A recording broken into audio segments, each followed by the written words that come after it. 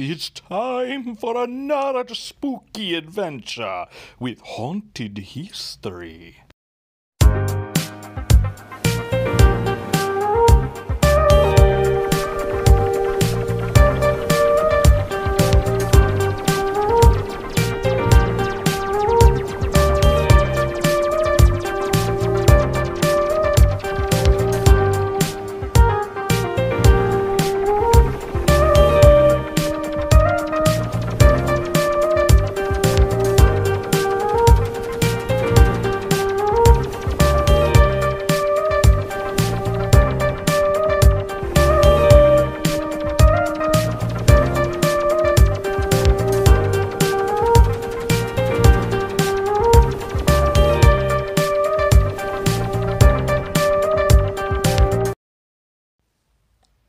Hello once again. I am Count Junkenstein. I'm here to tell you another spooky tale, one that will haunt your very dreams. Alright, so this is less haunting and more mystifying.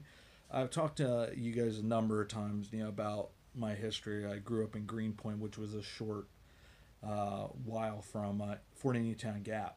There's always a lot of weird stuff that happened out in Fort Indiantown Gap. And I'll preface this by saying this was a base that has that airfield. Mainly it's known for having the helicopters there, it's like more of a heliport. But it does have a full airport there for all kinds of stuff.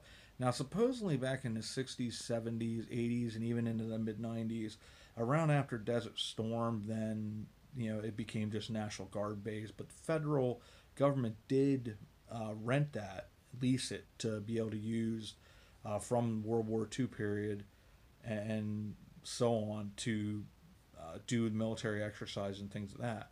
There were some stories as well that there was some experimental aircraft that was used there. Whether it's true or not, I don't know. But we're going to talk about a couple of those stories. So I was talking with my friend Jared. I talked about he does the 4D map and stuff like that, the multi-dimensional, many layers of map over and over.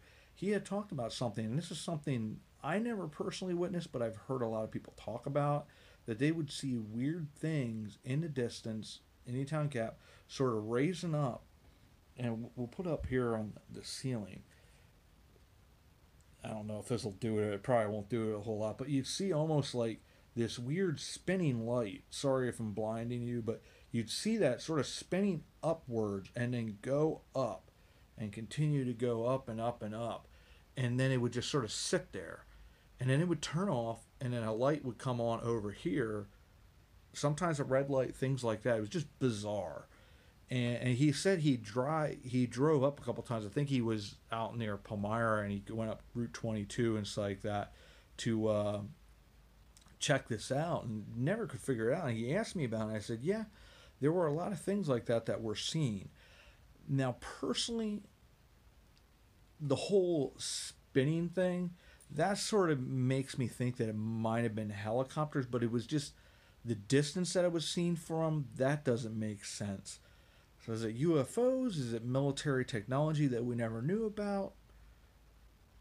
I don't know. Honestly, it's one of those weird things that you just don't know.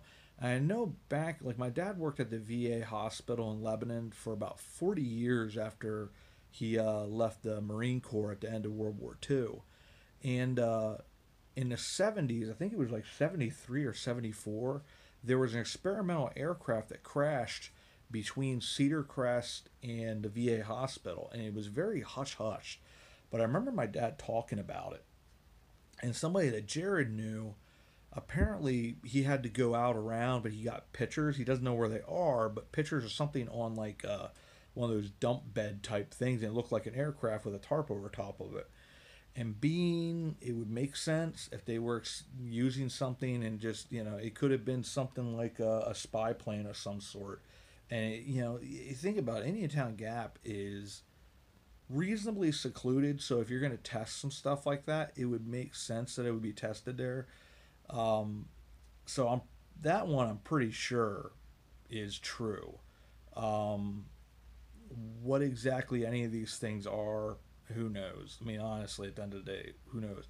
But the weirdest story, the weirdest story, and this is my sister saw this.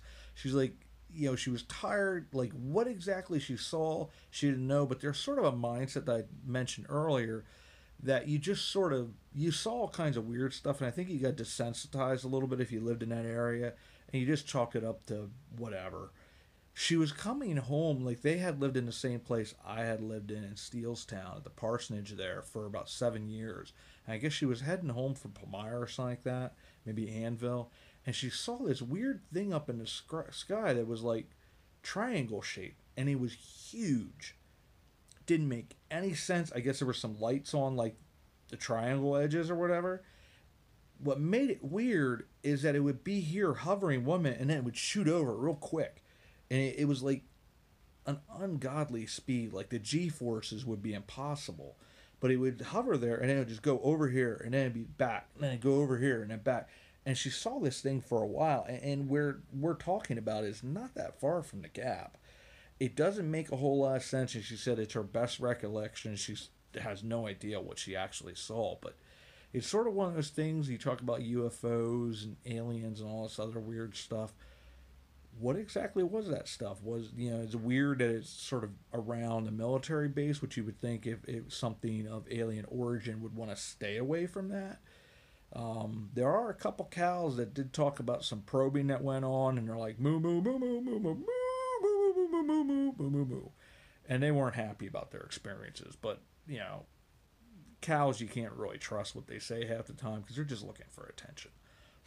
But these were interesting events, and like I said, I've heard a lot of people talk about these things, and it was weird when Jared brought it up and he said, hey, I just wanted to ask, did you ever hear anything about this? I was like, weirdly, yes, because of my dad having worked at the VA. He said they talked about it around there quite a bit, but nobody really knew what it was. But it would make sense if it was some kind of spy plane that they were testing, and it's just pilot error, or you had something go wrong with the plane itself.